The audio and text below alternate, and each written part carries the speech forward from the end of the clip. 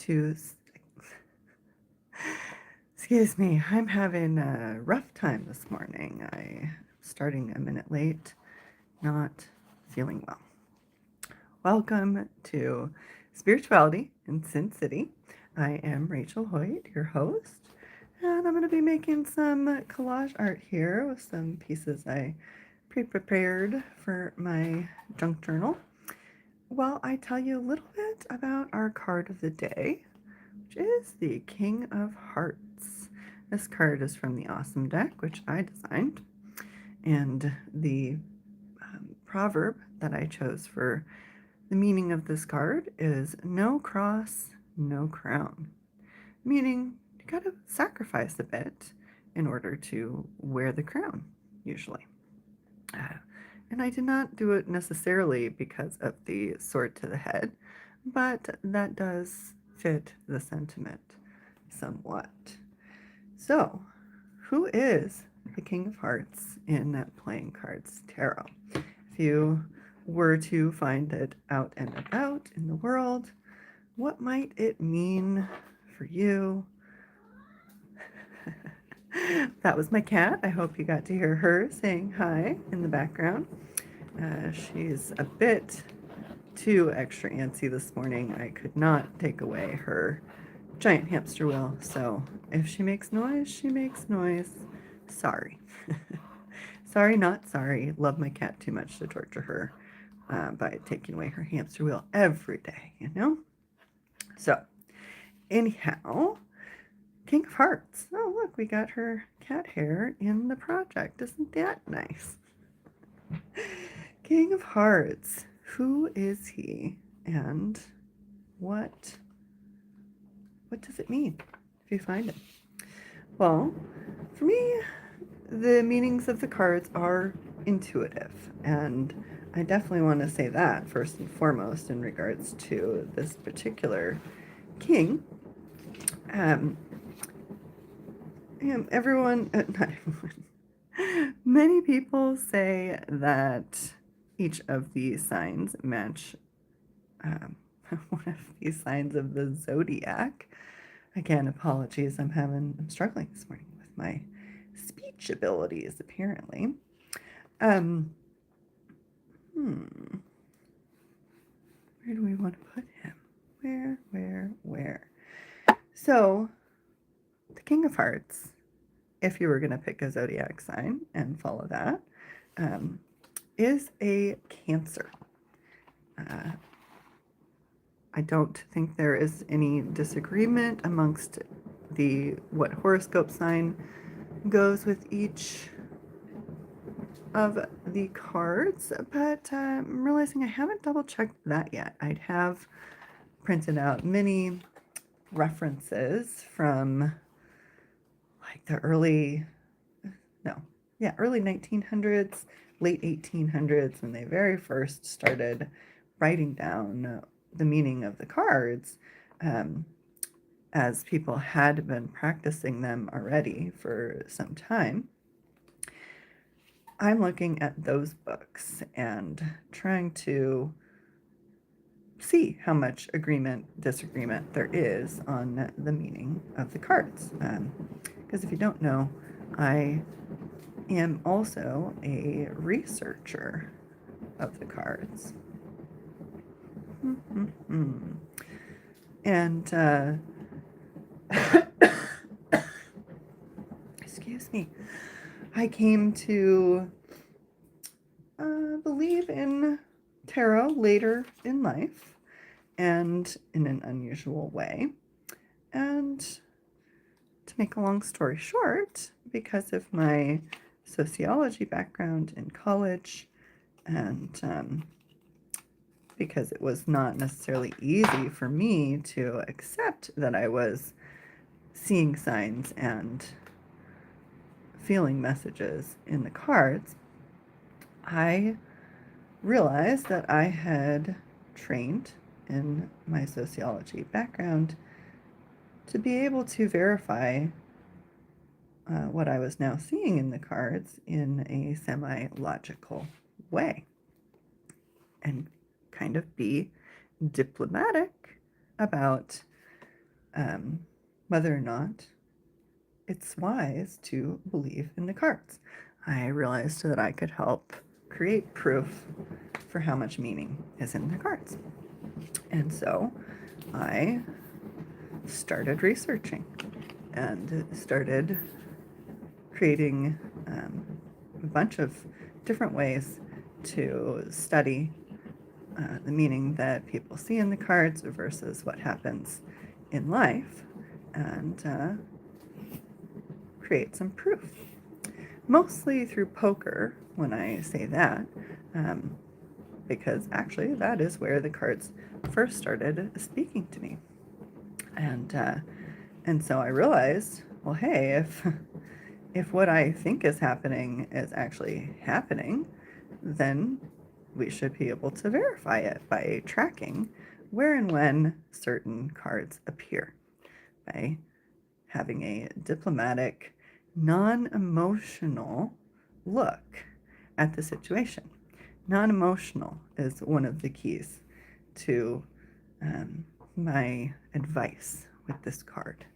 Um, Cancer as a sign, hearts as a suit, are both emotional cards. That's not the right word, but they're both emotional.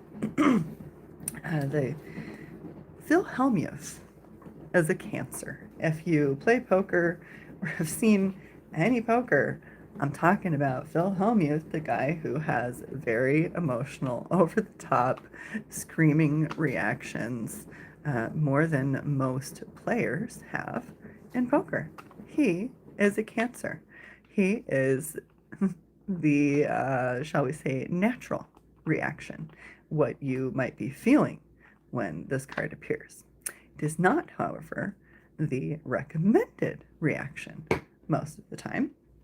Recommended is to stay calm and not let your emotions get the best of you, because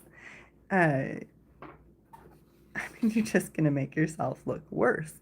If you know poker, think of Phil Hellmuth. We love to watch him because he has these crazy emotional reactions, but it's entertaining, and it does not, in many cases, he is a very popular player. I like him a bit. I've met him, actually. And, but at the same time, it's not what most of us would call the most professional reaction. It's not like we necessarily want to glorify that behavior and have everyone else behaving like that. And that's what diplomacy is about. Diplomacy is about behaving in a way that you would want other people to emulate, that you want to be the example of the rules, the best moral practice, the best way of doing things. It's literally not about risk, even though I am putting this title here. I found this in an old magazine, probably 1960s or something. Can't remember, but I just thought it is the question, perhaps, that you should be asking yourself when this card appears. Is it worth the risk to let your emotional reaction out? And the question that was already in this magazine is, why do we do it? What makes an explorer face danger and yet press on when others would turn back? So, in this case, I'm saying, what would be the most logical reason? What would make the stars align and make it wise to take a risk? That is the kind of image that I'm trying to create with this piece of paper that does not want to go down quite good enough. Let's see what we can do there. So, it's not all about me. I have also looked up some verses and inspirational quotes from others for you as well, in case my advice on the King of Hearts has not quite spoken to you deeply enough, or you just want something a little more memorable. I got something for you. So, from the Bible, Matthew 10:16. Be wise as serpents and harmless as doves. That is, I believe, one of the best Bible verses for conveying the meaning of the King of Hearts. Be wise as a serpent and harmless as a dove. Then, next quote for you is from, what's his name? Alexander Pope. Apparently, he was an English poet, and despite the fact that I am a poet, I have not heard of Alexander Pope. But he said, order is heaven's first law. So, order is key. And I believe that is what you need to think about when you see the King of Hearts. What are the rules of the situation? What is the generally agreed upon order? Things like that. Don't push it, but go with the rules. Go with the flow. Stay diplomatic and crown-worthy. And as Stephen Covey would say, he was the author of 7 Habits of Highly Effective People. Seek first to understand, then to be understood. Seek first to understand, then to be understood.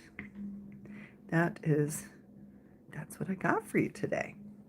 Don't see any questions or hellos popping up, but if you're tuning in after the fact, I appreciate you coming, and I believe that this advice still applies to the day that you're having now. So please do leave me a comment. Let me know if that advice was the advice that you needed to hear today. And don't forget to press like and subscribe. I'm here every day with a little bit of inspirational advice and a little collage art for your viewing pleasure. So, before we go, let's get the card for the next 24 hours so you know what we're talking about tomorrow. As you know, there might be a little overlap in application for advice you need to hear. So, awesome deck. What advice do we need? What do we need to know? Show us the card we need now. Ay, ay, ay. Give us the advice we need now. Oh, there it is. I think we've already had this one too, yeah. 10 of Diamonds. Vapid achievement. Contentment is better than riches. Apparently, there's more need to talk about this card. So, we will tomorrow. Watch out for money that might be flying away. Try and hold on to it till we get to talk about this some more. Hope you enjoyed this chat, and I hope you have an awesome day.